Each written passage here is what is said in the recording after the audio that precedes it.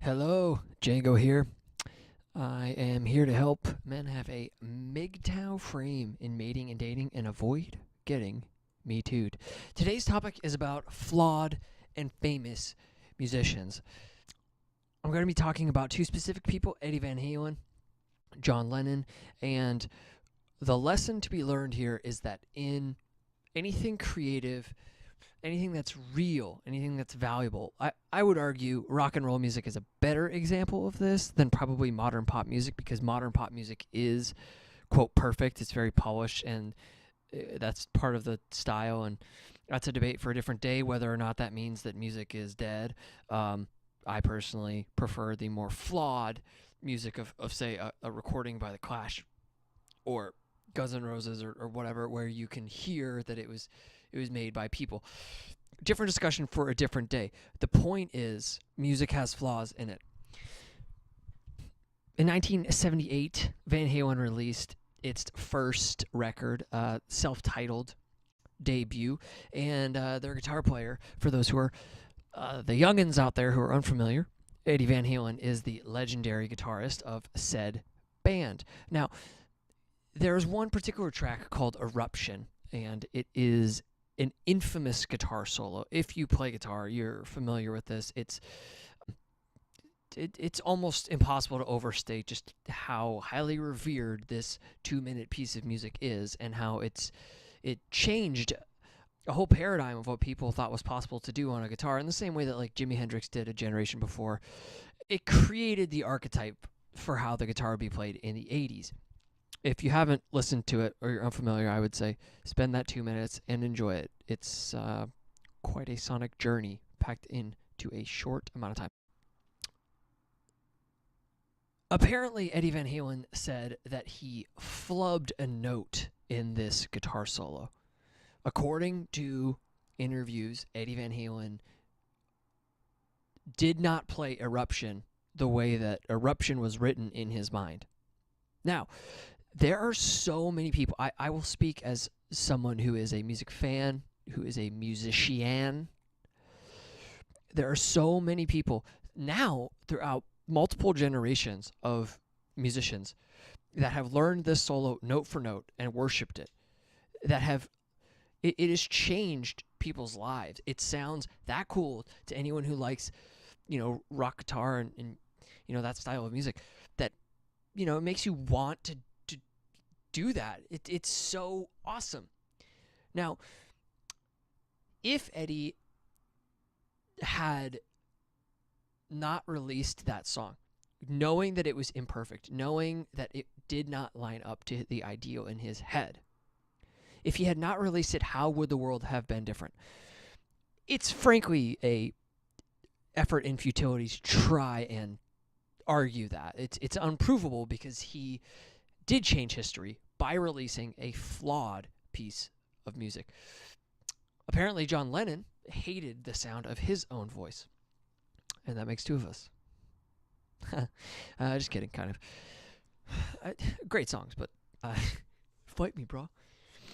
So if he didn't release music because he was not a fan of his own vocal tonality, how would millions of music fans' destinies be different? Who would have been robbed of the joy that his music has brought?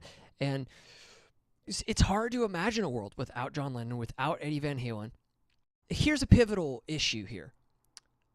If either of those people had not released their flawed music, first of all, they would not have affected the world of pop culture the way that they did. They wouldn't have carved out that little slice of real estate in people's lives. They wouldn't have had that impact emotionally, spiritually, that they did with their music. But another crucial thing is that someone else would have done something comparable. Someone else, if they had not released their music, someone else would have. Someone else would be the generation inspiring guitarist. Someone else would have done it. And we'd be talking about some other legend at this point in time. Now, we see this phenomenon in our own lives all the time. We see that an example would be if you've had a job for any length of time, people that have been fired, the people come and go. And a lot of these people, you worked with on a day-to-day basis. You'd see them on Monday, ask about their weekend, their family, etc. And then suddenly they're not there anymore. And it's surprising when you look back on it and you think about those people, how little they're actually missed and how quickly everyone moves on. And why do they move on? It's because you have to. You got a job to do, and the tasks that they were assigned just get delegated and get handled. Or the responsibilities that they had that were irrelevant, those also just are, those probably just don't ever get done. But regardless, in any semi-effective or highly effective organization, no one is irreplaceable. And we've all seen this in our own lives. The workplace just absorbs them, people move on, and quickly. And in a few weeks, it's like that person never even worked there at all. So obviously, this is rampant as well in nature, in the animal kingdom, and I think that's why we see it in our lives all the time. Creatures at every level of the food chain die all the time, and they're quickly replaced. And if they're not, then the species just, goes extinct or whatever. But the important thing to realize is that we are natural creatures, and we're in this weird modern world that sometimes allows us to forget about these natural rules, even though we do see them if we have the eyes to. So the takeaway from this, in my opinion, is to realize that you are unimportant. You're just today's flavor. The flavor of the week. You're important now. You're the contributor now, assuming you do have, contribution. But really, even if you died, your family would mourn that loss and they'd remember you, but they would get on with their lives. They'd keep living. I think it would be depressing to anyone to realize how quickly everyone moved on without them in everything that they possibly do in their lives. People would just move on. They'd be sad for a while. And they might even remember you fondly, right? But how much time do you spend sitting and remembering people that were important to you, or remembering former coworkers? I mean, you'll do it once in a great while for the very few people that were like exceptional standouts. But even then, you don't really fucking care. No, just no one cares. To bring this all back around, your quirks will be endearing to someone. So to bring it back around to music, you get to have your day in the sun now.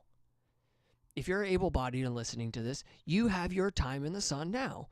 And so if you want to go out and date and mate, you have to keep in mind that there is going to be someone out there that will find what you have endearing. They will find the quirks of what you have endearing, and you are depriving that person of your seed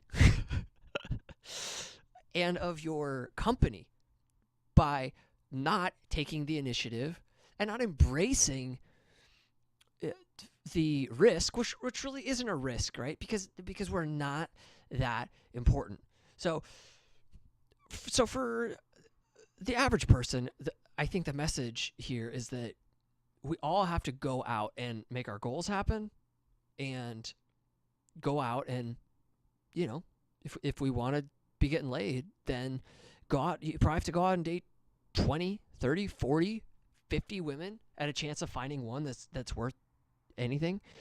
So we need to keep in mind that we're all unimportant. We'll all be dead soon. In the blink of an eye, we will be turning to dust. And few people will miss us briefly, and then frankly forget that we ever existed, or remember us but not really care. It wouldn't affect them that much. That's what needs to be done in all of our lives. Going out, taking risks, and realizing that they're not really risks.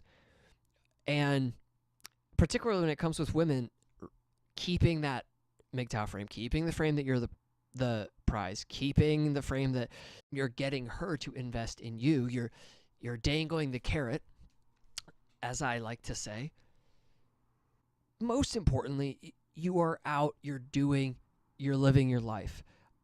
I feel that it's important to keep that in the forefront of all of our minds, that mgtow as a philosophy doesn't mean that your life is devoid of adventure. In fact, it should probably be the most fulfilled masculine existence you can have. It's about living on 10. This is particularly applicable to millennials. There is this laughably predictable millennial trait of behavior that millennials like to get all the information about a topic and take no action. So this particular philosophy, this particular reflection is helpful for us to all keep in mind, that taking imperfect action in the direction of a better life is far more important than waiting for the perfect time and waiting for more information before action is taken. Because who knows, maybe it is that imperfect result that is actually going to be the most successful and the most endearing.